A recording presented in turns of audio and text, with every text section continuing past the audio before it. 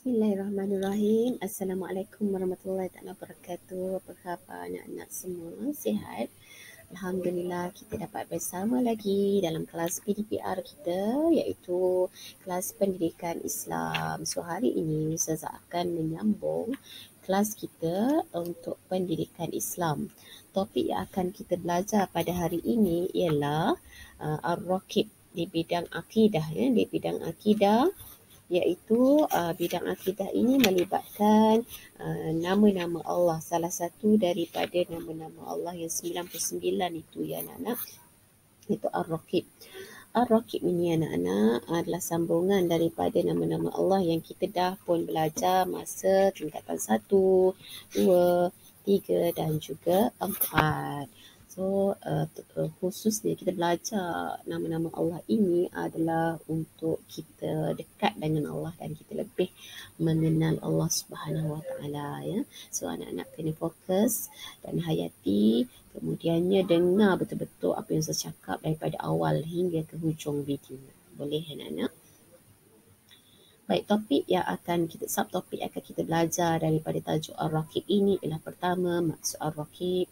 Yang kedua, dalil nakli nama Allah Ar-Raqib. Yang ketiga, bukti Allah bersifat Ar-Raqib. Dan yang keempat, spektrum ilmu. Ya. Okey, pertama sekali tanpa melengahkan masa, kita pergi kepada maksud Ar-Raqib. Apa yang dimaksudkan dengan Ar-Raqib? Cuba sebut Ar-Raqib.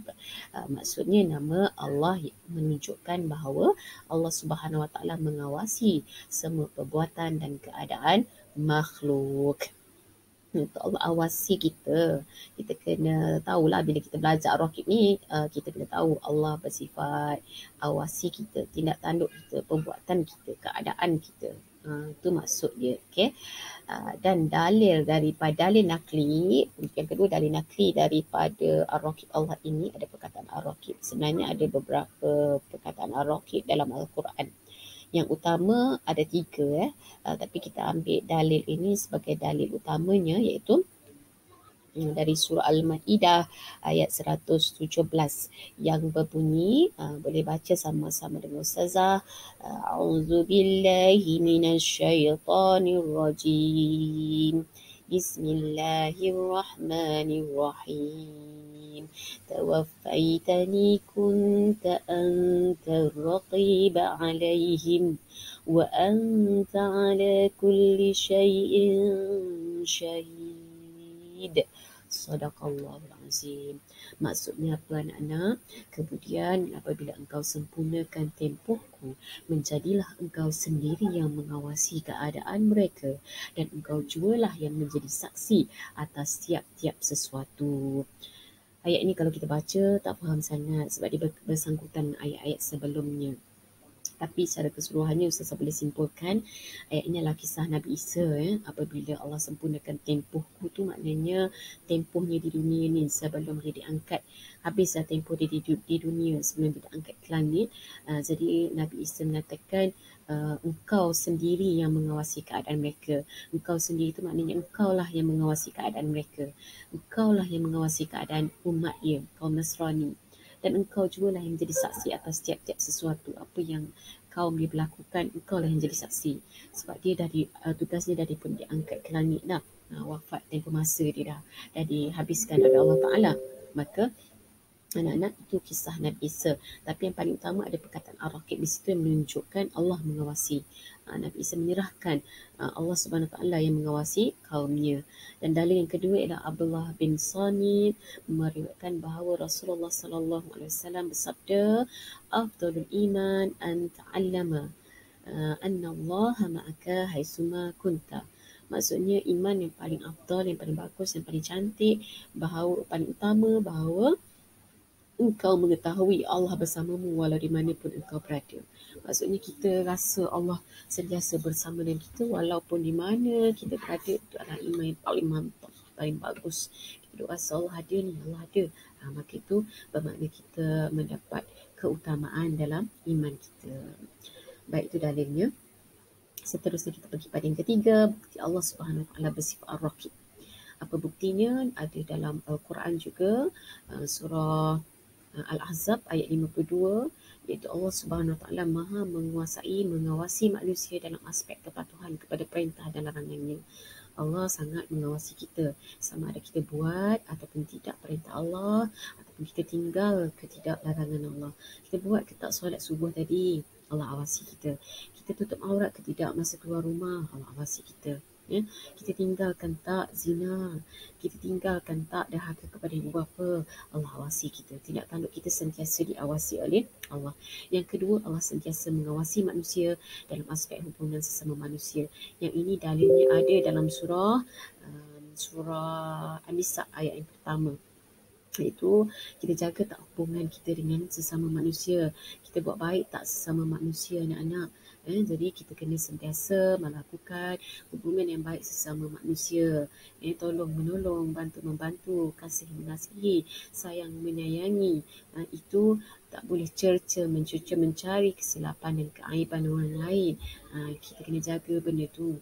Kadang-kadang kita buat benda yang baik secara zahir, tetapi hati kita masih lagi tak dapat buat baik. Kita bersedekah tetapi masih lagi kerana kita nak tunjuk yang kita ini baik.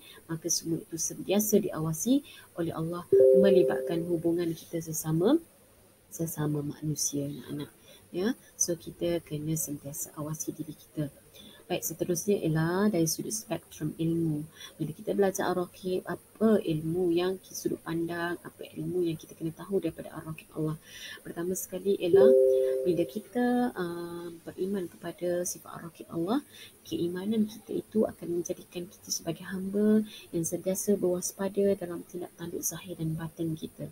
Kita akan pastikan tindak tanduk zahir kita, luaran kita selari dengan batin kita. Kalau kita buat baik kepada orang bukan kerana kita nak tunjuk kita bagus. Betul-betul kita buat kerana Allah Subhanahu Wa Taala. Kadang-kadang kita jaga percakapan kita di depan orang, kita cakap elok-elok, kita cakap baik, sopan santun, tapi dalam hati penuh dengan dengki khianat kepada orang yang kita cakap tadi dengan lemah lembut. Kita mengadu domba. Itu kita tak akan jadi macam tu. Bila kita ada keimanan yang tinggi kepada sifat Ar-Raqib Allah, kita akan sentiasa selarikan sifat zahir dan batin kita, anak-anak. Boleh, anak-anak? Kita kena tahu bila kita dah baca Ar-Raqib Allah. Yang kedua, manusia akan menjadi orang yang akan sentiasa patuh kepada perintah Allah, berusaha buat apa sahaja perintah Allah dan berusaha untuk tinggalkan larangan Allah, kerana dia yakin Allah akan mengawasinya. Hatta bila dia duduk di tempat yang tidak ada orang sekalipun, dia tahu Allah akan mengawasi dia. Di saat dia melayari internet, tidak ada orang, dalam bilik dia seorang-seorang saja, dia jaga kerana dia tahu Allah mengawasi dia. Dia cuba untuk tidak menonton video-video yang melalaikan, video-video lucah, video-video porno, kerana dia tahu Allah sedang mengawasinya. Itu orang yang menghayati ataupun orang yang kesan daripada dia belajar Ar-Raqib Allah. Okey. Dan yang ketiga, Allah Subhanahu Wa Taala tidak sesekali lalai dalam tugasnya mengawasi makhluknya. Allah tak pernah penat mengawasi kita. Allah tak pernah leka. Allah tak pernah lelah dalam mengawasi kita, kerana Allah memang sifatnya mengawasi setiap makhluknya.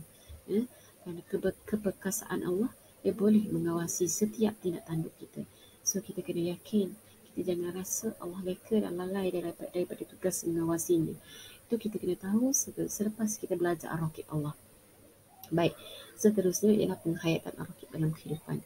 Apabila kita belajar Ar-Raqib, apa yang hasrat kita nak hayati ataupun amalkan ilmu yang kita belajar tadi? Iaitu pertama, kita kena pegang yang manusia tidak pernah keseorangan. Bermula daripada bangun pagi, kita bangun awal pagi, study pukul 4 pagi, kita pergi berwuduk, membaca Al-Quran dahulu, kemudian study, kita tahu Allah mengawasi kita. Allah akan seronok dengan kebaikan yang kita buat. Sama juga dengan ibu bapa yang bangun pagi untuk mencari rezeki awal pagi, pergi ke laut, nelayan, tangkap ikan, Allah bersama dengan dia. Dia keseorangan dalam sampan dan lembut mencari rezeki, tapi dia kena yakin Allah bersama dengan dia. Allah mengawasi tindak tanduk dia. Jadi dia tak pernah takut. Dia duduk dalam kelas seorang diri pun, walaupun dia rasa ada cerita-cerita berkait dengan makhluk lain, jin, syaitan, iblis, hantu apa semua, dia tahu Allah ada bersama dia. Dia tak pernah keseorangan. Dia dibuang oleh orang lain, dia tidak dipercayai, dia fizikal tidak sempurna, dia tidak disukai oleh orang lain, tak cantik, tak lawa, tak pandai, tapi dia tahu Allah bersama dia. Sebab Allah sentiasa mengawasi dia. Okay, itu penghayatan kita apabila kita belajar tentang ar-Raqib Allah. Yang kedua, dia akan menjadi orang yang sentiasa mengawasi diri dia. Dia berhati-hati dalam tindak tanduk dia. Dia tak akan biarkan diri dia dibelenggu dengan dosa. Dia akan sentiasa merasa Allah memerhatikan diri dia. Macam mana kita kalau diperhatikan oleh orang lain, kita akan buat baik kan? Sama kalau kita dekat Facebook, kita hanya tunjuk yang baik-baik saja kerana kita nak orang lain bayangkan yang baik-baik tentang kita, maka begitulah kalau kita merasakan Allah bersama dengan kita, kita akan cuba melakukan yang terbaik kerana kita akan mengawasi diri kita untuk hanya kita akan selarikan dalaman kita, hati kita dia selari dengan tindakan tanduk kita. Kita bersedekah memang betul-betul kerana Allah. Kita pakai tudung betul-betul kerana Allah. Kat rumah kita pakai, keluar rumah, kat sekolah kita pakai, kat luar sekolah pun samalah juga. Dalam tempat solat kita pakai tutup aurat, di luar rumah pun macam itulah. Kita tak pakai seksi-seksi buka aurat. Kenapa? Kita rasa Allah mengawasi diri kita. Yang ketiga, kita mengharapkan keredaan Allah. Sama Ustazah bayangkan, kita Ustazah buat analogi, bila kita sayangkan orang, seorang ibu sayangkan anak dia, dia pasti buat yang terbaik untuk anak dia. Dia bekerja bertukus lumus buat yang terbaik mencari rezeki asalkan anak dia selesa, ayah ataupun ibu. Masak yang sedap-sedap asalkan anak dia seronok dengan masakan dia, best, anak dia makan banyak. Samalah juga dengan seorang hamba yang mengharapkan perhatian dan kasih sayang Allah, keredaan Allah, dia akan melaksanakan tanggungjawab dia sebagai hamba. Dia akan laksanakan tugas dengan sebaik-baiknya. Perintah Allah dengan dia buat yang terbaik, dengan harapan Allah akan suka dengan tindak tanduk dia. Kenapa? Kerana dia rasa Allah awasi dia. Allah akan tengok sokmo dia ni. Allah perhati dia sokmo ni. Allah akan perhati tindak tanduk dia ni. Maka dia akan buat yang terbaik kerana sentiasa merasa diperhatikan, diawasi oleh Allah. Dia akan rasa nak buat tu kerana mengharap keredaan Allah. Yang keempat, nak membentuk tanggungjawab diri. Bila kita menghayati sikap ar-Raqib Allah, kita akan menjadi orang yang akan bertanggungjawab dengan diri kita sendiri. Iaitu apabila kita diberi nikmat, apa tanggungjawab? Ini 5 perkara. Apabila kita diberi nikmat, apa tanggungjawab kita? Kita kena bersyukur dengan nikmat Allah. Kita guna tak nikmat Allah tu dengan jalan yang baik. Apabila kita diberi ujian, kita kena buat apa tanggungjawab kita? Kita kena bersabar dan redha. Redha dan bersabar. Tak boleh menyalahkan takdir. Itu tanggungjawab kita. Bila kita berbuat dosa, apa tanggungjawab kita? Kita kena kembali semula kepada Allah. Itu kita kena beristighfar, bertaubat kepada Allah agar diri kita diampunkan oleh Allah. Kemudian apabila kita ada kelemahan diri, maka apa yang perlu kita lakukan? Kelemahan diri kita kena baiki diri kita. Andai kata kita ni seorang yang malas belajar, kita kena paksa diri kita untuk ikuti juga kelas online PDPR kerana kita nak atasi kelemahan diri kita tersebut. Itu tanggungjawab diri kita. Okay? Kalau kita miskin, kita kena berusaha untuk menambah pendapatan kita dan jangan jadi orang yang malas mengharapkan bantuan daripada kerajaan semata-mata, mengharapkan bantuan daripada orang sekeliling, terpaksa meminta duit ini, duit sumbangan itu, duit sumbangan ini. Kenapa? Kerana tak mahu berusaha, hanya mengharapkan bantuan orang. Kita tak akan jadi macam tu. Kita kena atasi kelemahan diri kita dan kita tak akan membiarkan hidup kita berada di zon selesa, zon malas. Okay? Dan yang kelima, bila kita ada hajat dan keperluan, apa yang kita kena lakukan? Kita kena banyakkan berusaha, kita kena banyakkan berdoa kepada Allah agar Allah membantu dan menolong kita untuk menunaikan hajat dan keperluan diri kita. So, tabiat bertanggungjawab ini dapat membentuk pribadi yang hebat dalam diri manusia. So, Allah akan sentiasa mengawasi kita di saat kita beroleh 5 perkara tadi. Iaitu apa dia anak-anak? Nikmat, ujian, dosa, kemudian kelemahan diri, kemudian hasrat dan juga kemahuan, keperluan kita. So kita kena selesaikan tanggungjawab tersebut.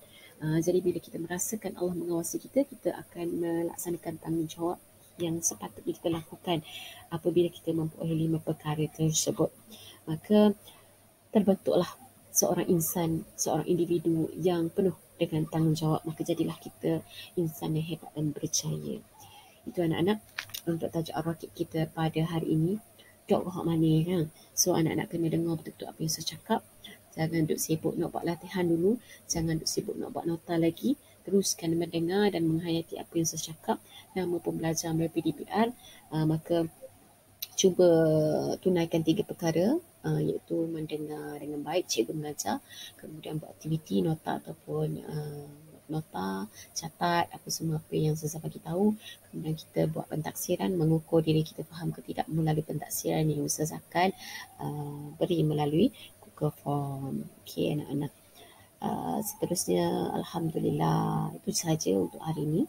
Alhamdulillah selesai sudah. Dan kita akan teruskan dengan sesi pentaksiran latihan di Google Form.